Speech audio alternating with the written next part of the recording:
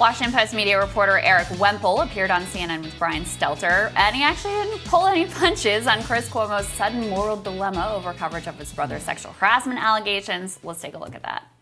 Wemple, how would you analyze the media's coverage up until now of Governor Cuomo? Well, it's been pretty aggressive. I mean, you've had significant contributions by the New York Times, Jesse McKinley, Albany Times Union, Brendan Lyons up there pushing the story forward, New York Post chipping in, Washington Post. All these forces gathering, sort of undoes the right-wing conspiracy theory about the mainstream media, which is that we don't cover Democratic politicians. But I would be remiss, Brian, if I didn't mention CNN's own huge media story here with Chris Cuomo, the anchor at the 9 o'clock hour, who covered Andrew Cuomo and had all these wonderful Love-A-Thon interviews with him, more than 10 of them. And they suspended the conflict of interest rule for Chris Cuomo for those interviews. Yet all of a sudden they've enforced it again now that Andrew Cuomo is in the midst of an historic scandal in the Albany State House. So I think that is a major black eye for CNN. I will say that you and other people have covered the Cuomo story very aggressively. So I do want to be fair about this, but it is a major black eye for this network. Wow, quite something. Former senior advisor for the Sanders campaign, president and founder of Solidarity Strategies, author of T.O. Bernie, Chuck Rocha, and White House reporter for Real Clear Politics, Philip Wegman, here to discuss. Phil, let me start with you. That was the doing criticism in the most Wemple way possible, saying the mainstream media is actually good, but CNN was bad in this one tiny little instance. Right, and by the way, Brian, you're amazing. Yeah, and also, Brian, you are very good and amazing. Yeah, book me next week. Yeah, book me. Please keep booking me. What do you make of at least the slight criticism against the Chris Cuomo interviewing of his brother? Does it show any some reckoning whatsoever amongst some people, maybe amongst your colleagues? Or is there just more hubris that it's so egregious they had to call it out, but in general, they're not really going to address the structural problems behind this? Well, I'm glad that we can finally set aside that conspiracy theory of a biased media now that Erik Wemple says it's not real. Right. I think that, this was, good on him for saying that CNN has a black eye. They definitely do. It was egregious that the Cuomo brothers were allowed to go back and forth during the middle of a once-in-a-century pandemic. I think that a lot of folks have done good reporting on his current sexual harassment allegations. But that came to the light because of good investigative reporting. A lot of the allegations about what was happening in nursing homes, about his handling of the pandemic, was overlooked. And I know it's been a year, but when we were all at home in March and April and May, a lot of people in our industry were turning Cuomo into this COVID savior while they were chastising others like Ron DeSantis. Obviously, it's not our job to pass judgment because it's supposed to be the first draft and anything can change. So no one should be too proud of their handling of COVID just yet. But look, Cuomo had a reliable ally at 9 o'clock. He made the most of it, and it was good enough for ratings that CNN said, "Hey, we're gonna overlook that conflict of interest." And now, when it wasn't in their financial or ratings interest with the sexual harassment allegations, they decided to suddenly have standards. Chuck, there are two things I like about that clip with Wemple. One is him being honest about the black eye that CNN gets for their absurd Cuomo coverage early on with his brother and whatever. And then also he points out, now suddenly they've found their morals. And Chris Cuomo, he's abiding by the conflict of interest now that things are ugly for his brother. I also really appreciated his hair in that segment. I feel like he had the Bernie do going on, and I just really respect anyone who's willing to go on camera with that motley of a mop on top of their head. What did you make of the clip, Chuck?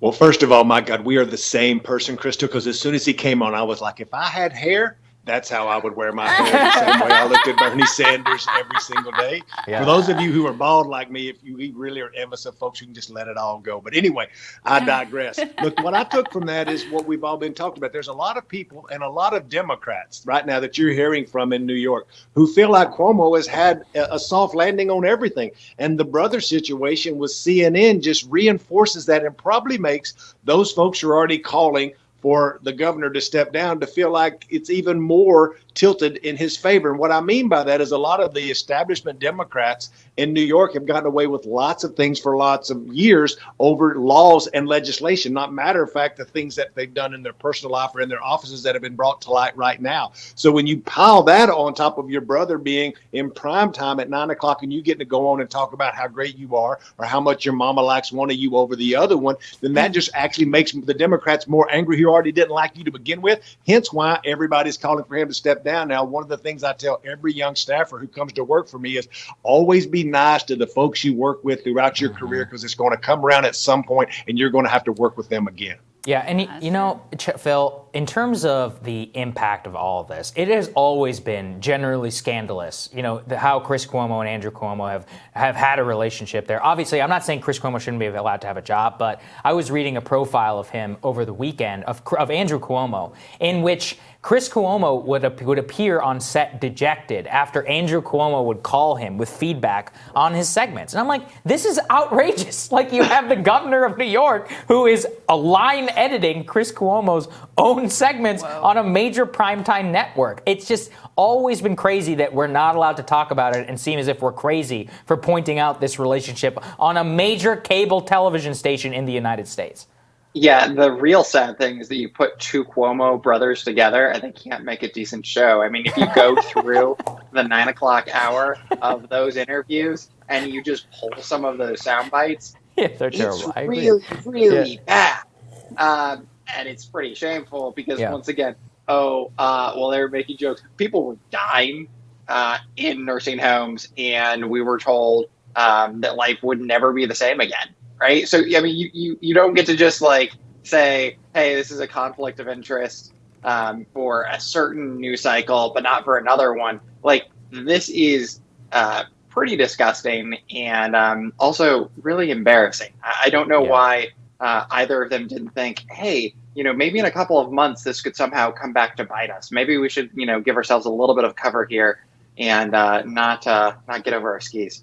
Yeah. Chuck, why is it that it's only now that the media is paying attention to any of this? And by the way, still very much focused more on the sexual harassment and assault allegations than they are on the nursing home deaths and, you know, just completely blatant cover-up. What do you make of the timing of all of this? Because as Phil points out, and we covered here on this show, a lot of this information was available back as early as May of last year. They didn't get around to caring about it until, right about now. Yeah, I think that you've talked about this with lots of powerful politicians, all the way going back to the president right now and to other folks who allegations have arisen. Why is the timing of many of those things? I would remind everybody who's listening is that right now, there are city council elections happening in New York City where there are over 50 open city council races up in a mayor's race. There'll be a governor's race in 2022. I think not one of those things answer your question, Crystal, but they do build on each other. And then when you build in the corporate media apparatus of why we are forced to cover certain things and not other things, I think all of those add up with the equation of why this is happening. But there's one thing for sure is there's a lot of folks out there talking about this more than they have been. And I think it sheds a light on the media that you two always talk about on what's the difference between what mainstream media covers and then what shows like y'all cover. Yeah, very true. Thank you guys for joining us. Really appreciate it. Great to see you guys. You got it. All right. Next on Rising, journalist Ed Jelani is going to join us to discuss the main perpetrators behind a cancel culture in the academia sphere. That's when Rising continues.